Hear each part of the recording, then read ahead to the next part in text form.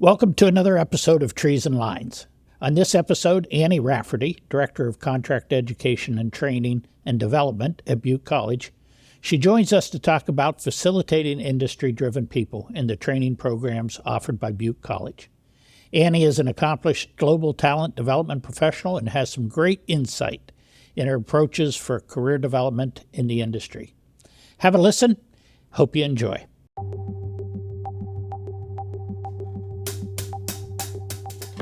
Welcome, Annie. It's been a while since we've talked. It sure has, Phil. It's good to see you. Thank you.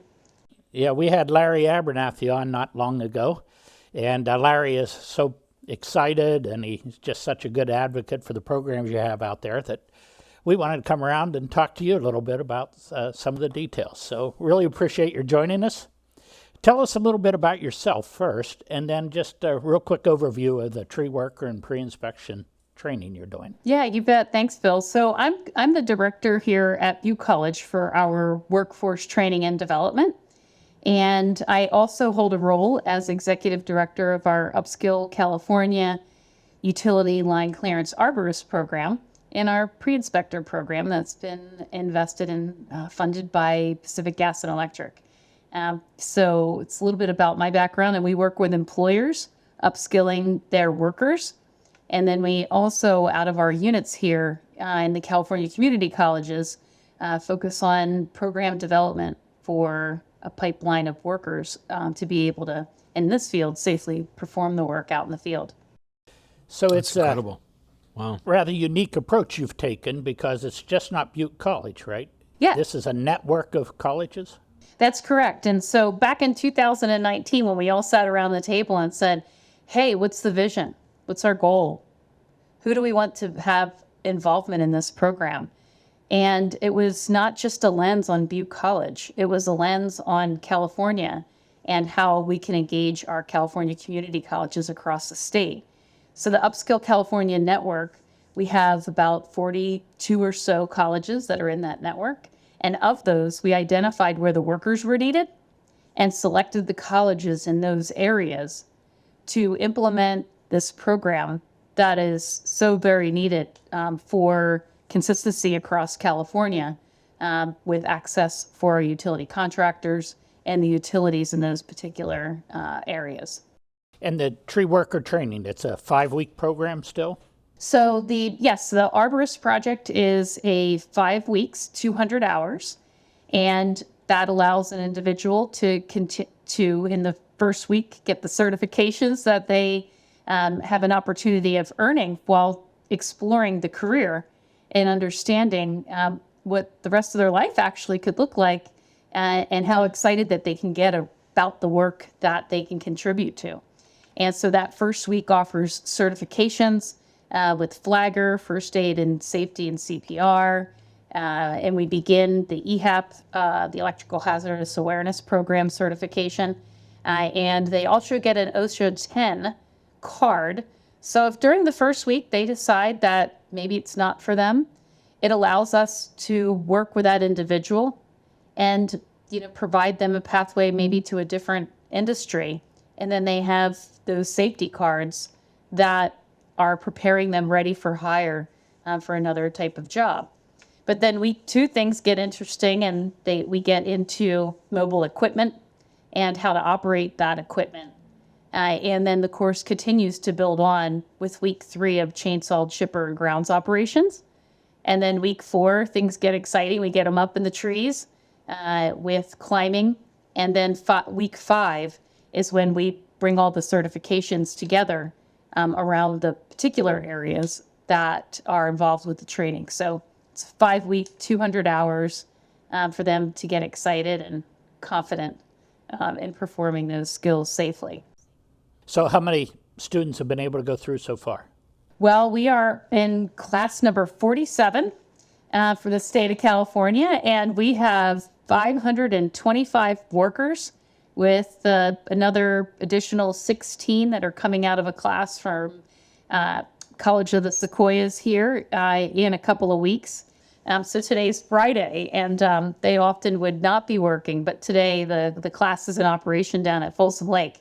And we have a great crew down there of 20 California Conservation Corps members who are given an opportunity to career pathway into the utility arborist industry. And so that's exciting for those individuals to be able to demonstrate their year commitment with the California Conservation Corps really positions them in a way that helps them determine which pathway that they would like to explore for themselves. Annie, you've always been, have you always been involved in training and development? Like that's your core background? I have.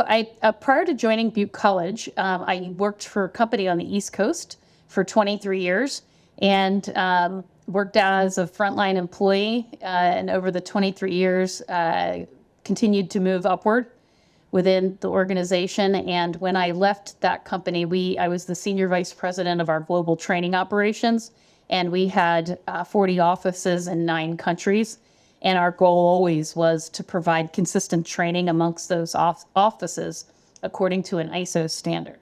And I went through the community college over in Bucks County Community College in Pennsylvania, and also continued over at Rider University, and then earned my master's degree at St. Joe's University in Philadelphia. But that part of that journey was that engagement and family that I belonged to with the company, and they invested in me and offered me and our employees that upward mobility and that opportunity to grow within the company. And so when this position came here at Butte College and saw the network of California community colleges about 15 years ago now, I saw that same opportunity to be able to give back and lean into that worker and lean into that company that is really making an investment in that worker and how they can stay. So I understand what that feels like, and that's how I got involved with training and development. I started out on the quality side, and then I said, there's got to be a science around, Yeah. Are you somewhat agnostic to industry? Like when you think of training and development, like if we were talking about aerospace or we were talking about technology, like what do you believe runs through the DNA of a good training and development program that any industry can adopt, apply? Like as an organizational leader, I recognize how important it is to continue. It's continuous learning, right? It's making sure that the people in your organization, including yourself, are constantly learning and understanding how the market is changing, how to deal with complex situations and be prepared. So for you, like as an architect of this, what sits at the root of it, of any good program? Yeah, it's a great question. Getting to the root of what either problem you're seeking to solve or the actual job or task that you're seeking to be proficient is digging down into the job itself. And with our utility project, we performed that job task analysis prior to being, to focusing on the design of the program. And so what's most important is that you're training the right areas that allow an individual to have repetition, especially with a skill that's being performed, that they can develop that skill in a concentrated area, a focused environment, a safe environment, with the right professional expert trainers around them to guide that skill. And so equally as important are the learning objectives and the content and the art form and the design of the training is the instructor that is carrying that message and how they use their 5 core competencies to be able to engage the individual and understand, because as adult learners, we all come with a previous experience of performing a task or an understanding of the knowledge that's involved that impacts the work that we do. And it's the job of that instructor. It's the critical role that they carry in being able to tap into understanding where that individual's coming from and what new skill they need to develop, so that if they're bringing in, and many of our trainees have brought in other experience into the classroom, And what's most important is understanding how to modify that behavior if necessary, and ensure that if we have, two people performing the job next to one another, it looks like a really fantastic ballet, or maybe a Irish river dance, that everybody's doing the same orchestrated, choreography together. And in this industry, from a safety perspective, that's what's most critical. This individual's going to go out and perform a job with a crew, and it might not be the same crew every single time. And so how can we empower them to be their best selves and also be aware of the crew around them in a safe way through those communication skills? But getting back to your question, how do I see things? It's like I used to say we were the liberal arts of college for my former company, because we served so many organizations in different industries. And the same here at the colleges. We serve multiple industries, and being able to hone in on what is the skill that the worker needs to perform, or what is the problem that we're seeking to solve. So is it rework? Is it injuries? Is it a retention issue? People aren't feeling good about their job. And what are they not feeling good about when it comes to their job? So getting to the root cause issue, or the root of the job task that's being performed, that's what's really fun about this work, because you're not wasting people's time. We're getting to the heart of the matter. So when you and I were sitting around the table of, what do we want this program to look like? Well, is this just a post-campfire Butte College project? No. As long as trees grow, people are going to have a job. And this is a California opportunity. And how do we invite that engagement with key stakeholders? And so being able to, pull the camera back and really look at what are we seeking to do together gets really exciting and rewarding, which is what you also experienced with Larry around the real passion of getting people to feel good about their jobs. So Larry and I compared notes, both in the 40, 50 years we've been around. And what you're talking about has always been the responsibility of the service provider, the contractor that's going to hire the tree worker. How they've responded to this, and is the utility seeing a difference in the training? So the beauty of this program is a we. There's no I in an individual college or an individual utility contractor. What is most impressive around this program is we built a foundation with 6, 7, 8 utility contractors engaged in the facilitation. Multiple different, it's a very competitive environment when it comes to utility contractors of, who gets to perform work in particular areas, right? And they're all together and often in a classroom together, serving and developing that trainee. And so what's important about that is, from the owners of the company, their continual questions of the utility contractors is, Annie, what do you need? How can I help you? What else can we be doing to grow this program? We have such a strong foundation with these skills trainings that are being conducted, that it's important that we sustain that. And that was one of our goals. Our goals were attract, train, retain, and sustain. So very clear and simple, and they're all engaged around the table. And that's an ongoing conversation, and is not something that anybody was willing to sit a book on the shelf and say, oh, that was a really great program we did back in a day. And remember when we had everybody involved? It's a lean in approach, and a continual process improvement of what we were doing together and building on that. So that's from the utility contractor perspective. From a Pacific Gas and Electric, SoCal Edison, and San Diego Gas and Electric perspective, they attend our graduations. They see the individuals meet and achieve their milestones through that graduation. We've been able to leverage the Zoom to be able to include our national and state partners, including legislative curious individuals about the program. And so Pacific Gas and Electric, somebody asked me the question, well, what else do you need from PG&E? And I was kind of taken back, and I said, well, I can tell you that, PG&E has been, between weekly involvement, graduation involvement, how are we continually looking to improve and see the graduates come out of this class, bring diversity with females. We have a consistent 12 to 13% female population attending the classes. And and it's so exciting. And so what I have found that we're really grateful for is that PG&E didn't say, oh, here's your funding and good luck colleges. We know, we believe in you, and give us like a cheerleader pom-pom kind of speech.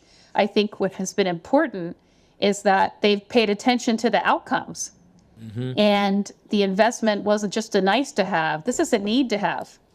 And it's the future. So in, learning, especially from folks like yourself, Phil, and Larry, that have been in the industry for a really long time, is this consistency and how one was trained, this back to the science and the art form of training, is, if you look at that from a data perspective, that skill would have been trained in slightly different ways, a little bit about whatever that individual brought to that learner at the moment.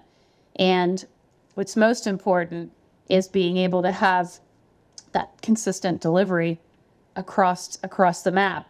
And the utilities have leaned into that with excitement, because they see that they too matter, and the professionalism of the career integrated as a career and technical education program. It's currently a fee-based contract education project and program here within the college.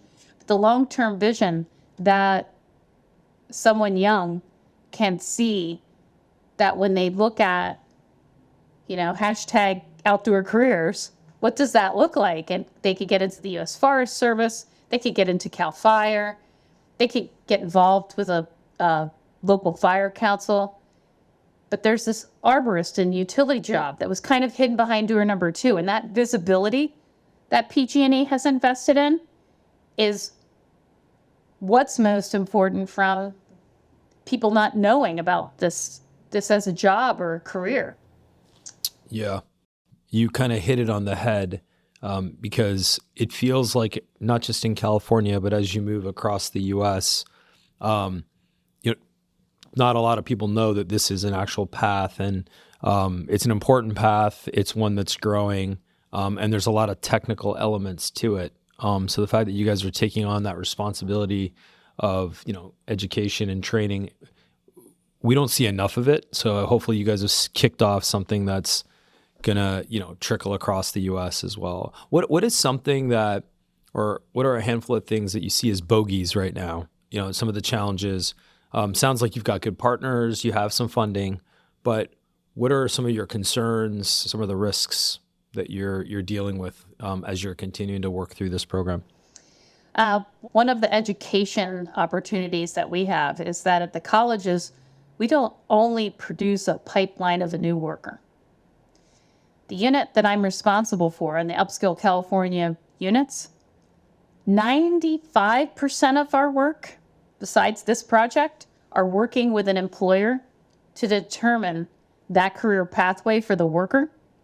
That is a relationship with the employer and how to, progress that individual, either from a technical skill or a leadership skill. And so getting out that message that we're not, only focused on a pipeline is super important, because that train needs to continue to run. But now being able to look at what are the areas that the existing workers, and alongside with our IBW partners here in California, how can we be a great partner for that utility contractor and the utilities that, I've always asked the question, because I come from a lean and an ISO background, of how are we efficiently providing training for the person? but how are we also efficiently and cost effectively for the organization and everyone involved, not having everybody drive all over the place. I usually say, so tell me more about that certification that you need and where do you need to go to get that? And so instead of driving, and that's non-productivity time, that's cost of the travel, and also wear and tear for the worker, what's involved and what's the environment that we could create locally, their community college, that they can tap into that community college and be able to access it. So I see us being able to grow, addressing the existing workers' skills, provide facilities for that ongoing training, and that allows the contractor, the utility contractor, to continue to work on their work. Not that training's outsourced. It's we're a partner.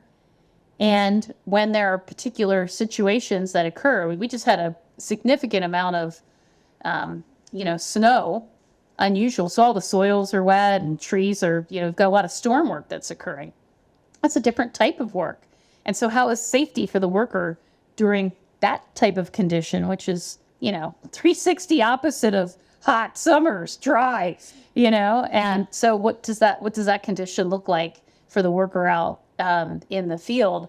And we've been kind of asking ourselves that question more recently because we have a pre-inspector project that we haven't talked about yet. That is about an individual that could play a role with that crew who really understands and could be the, similar to a flagger who's guiding traffic, a safety individual on the crew who is assessing other trees that could be conditions that could present a problem to the crew. There's always new things that show up because our environments are always changing, but we've got a lot of smart people around the project and around the work that the space and the utilities do. So I don't remember the 4 or 5 things: attract, train, retain. Obvious metrics someday. Do you have anything yet? We do. So from a traction perspective, we've been able to build partnerships with our California Conservation Corps, our California Workforce Association, where our WEO awards are individuals who are either unemployed or underserved populations.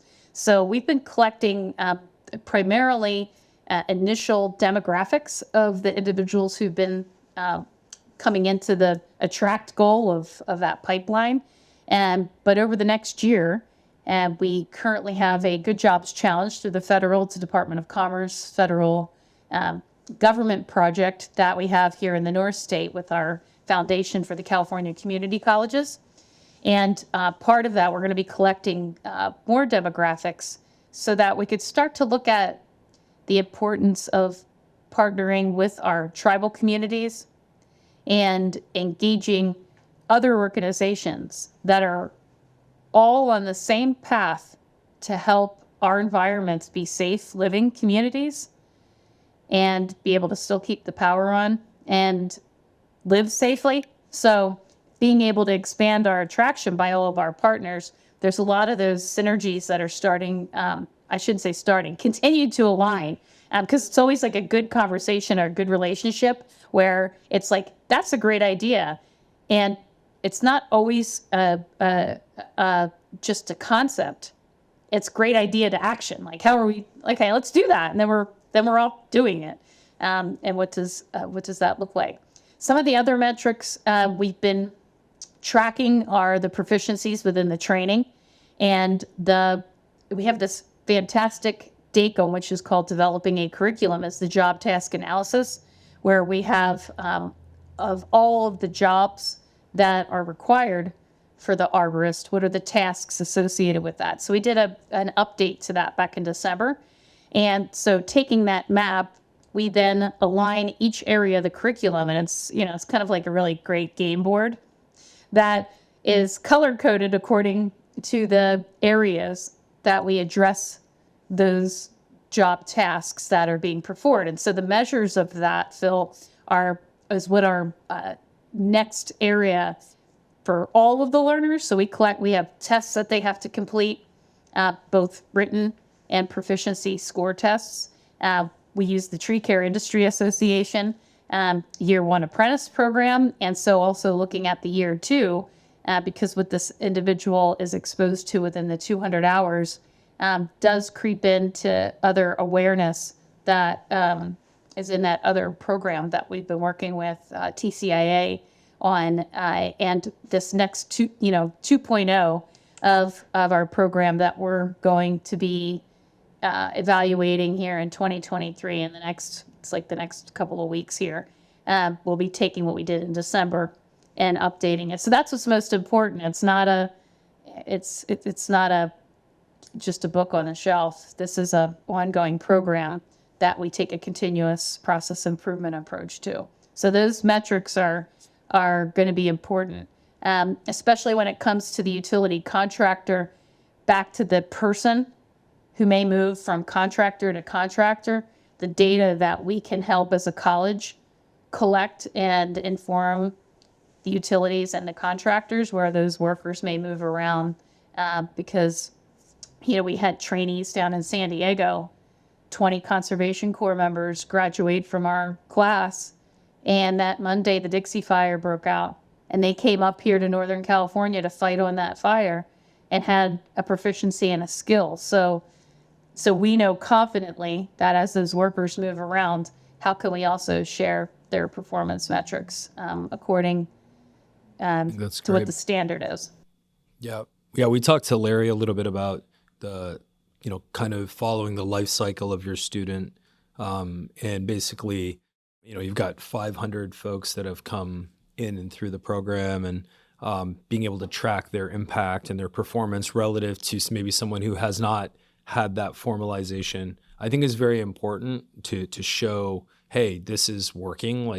Because I think what you're doing seems like it can be scaled with other states, other utility partners, the whole community college concept. I think it's a very clever approach to building an awareness, building a pipeline, supporting an industry and a community. You guys are doing great work. This is really impressive. Thank you. It's super rewarding. I do think that we have found with our committees, there's been a couple of different national organizations that Larry and I have participated in. And then I'm getting, calls. We get letters of support from different universities and colleges that are interested in, hey, when you're ready, how can we learn from you? And likewise, it's a two-way street, because I think in the natural resources programs, an individual trying to find their own career pathway, it's up to us to design the career path that says, here are all the opportunities that you can explore, that leaning into your own strengths that you can contribute to. We need smart inspectors out there.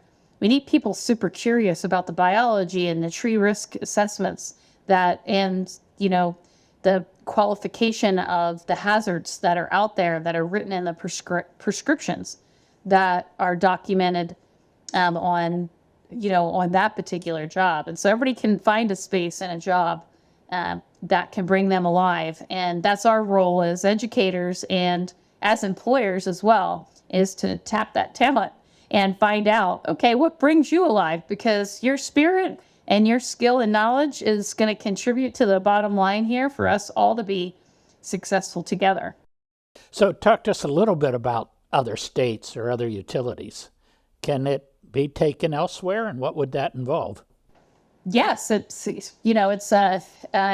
would just broaden the perspective from a region, right? So different regions all have cultural and environmental issues that are particular to that area.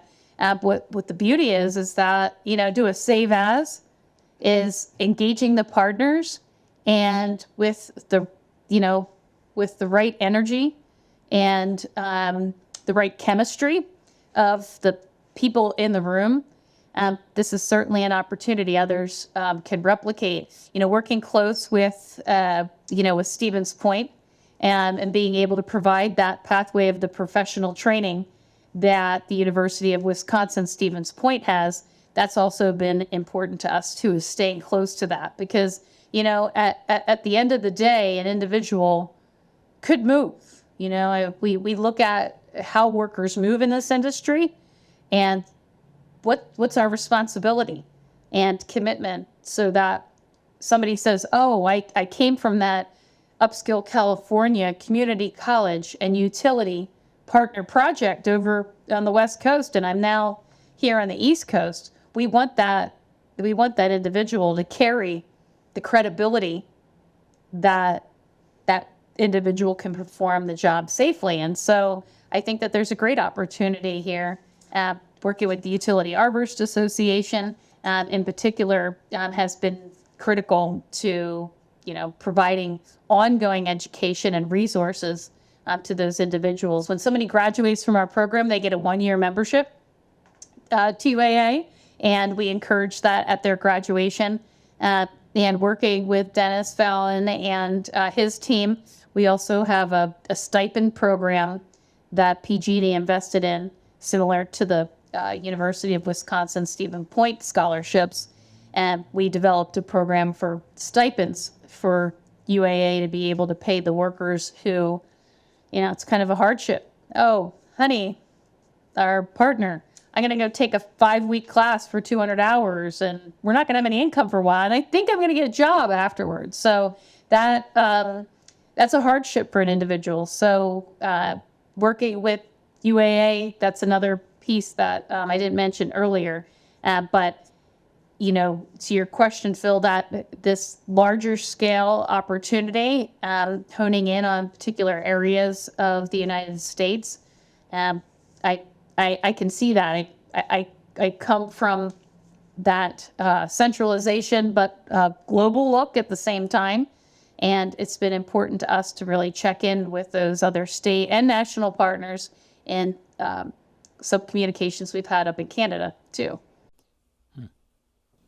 Canadian, so that's great.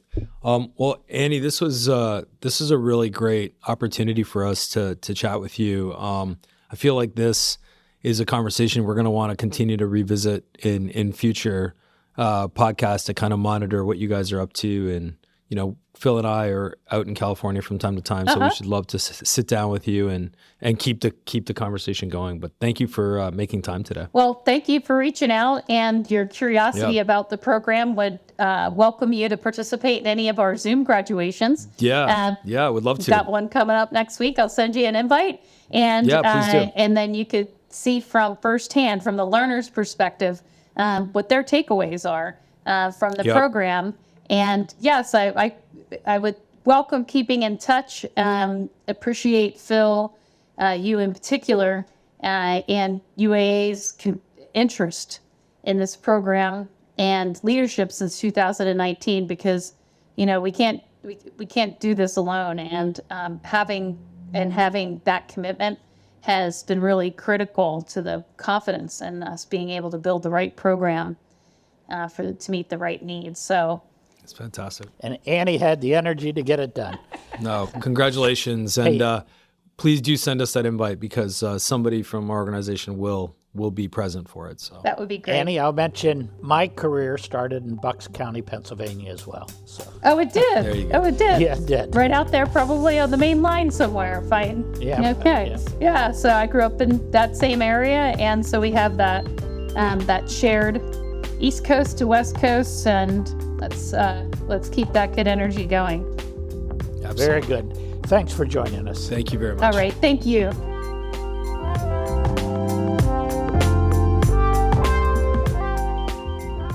That's it for this episode of the Trees and Lines podcast, brought to you by Iapetus Infrastructure Services. If you like the show, please give us a rating of 5 stars on Apple or Spotify. If you have any questions or comments on any of our episodes or ideas for topics or guests in the future, we'd love to hear from you. Please contact us at treesandlines@iapetusllc.com. We'll chat with you soon.